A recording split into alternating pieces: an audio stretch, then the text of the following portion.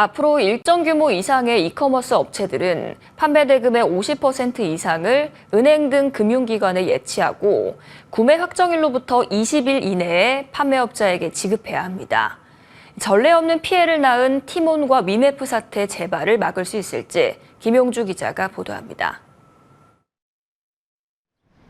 정부는 대규모 유통업법을 개정해 판매 대금 정상기한 등 온라인 플랫폼 감시를 강화하기로 했습니다. 중개 수익 100억 원 이상, 중개 규모 1000억 원 이상 온라인 플랫폼이 규제 대상에 포함됩니다. 오픈마켓과 숙박앱 등 중개 거래를 하는 온라인 플랫폼 40개 정도가 대규모 유통업법 규제를 받을 것으로 예상됩니다. 판매 대금 정상기한은 구매 확정일로부터 20일 이내로 설정했습니다. 업계 평균 정상기한이 19일임을 감안했습니다.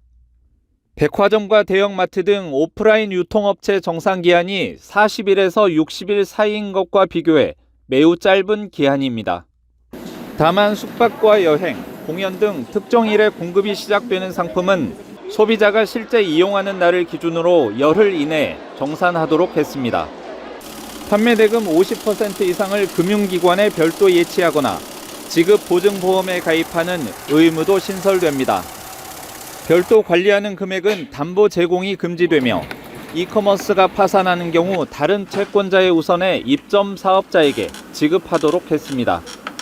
다만 준비 시간을 주기 위해 법 공포 후 1년 뒤 규제를 시행하는 등 속도를 조절합니다.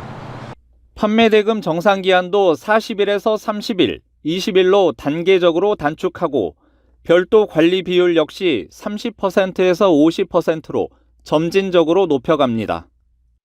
이번 대규모 유통법 개정 방안은 온라인 중개거래 플랫폼에 대한 규제 필요성과 플랫폼 규제에 따른 혁신자의 우려를 균형 있게 고려해서 마련했습니다.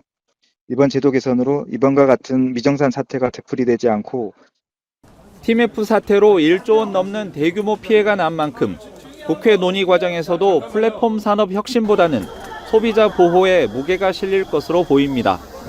머니투데이 방송 김용주입니다.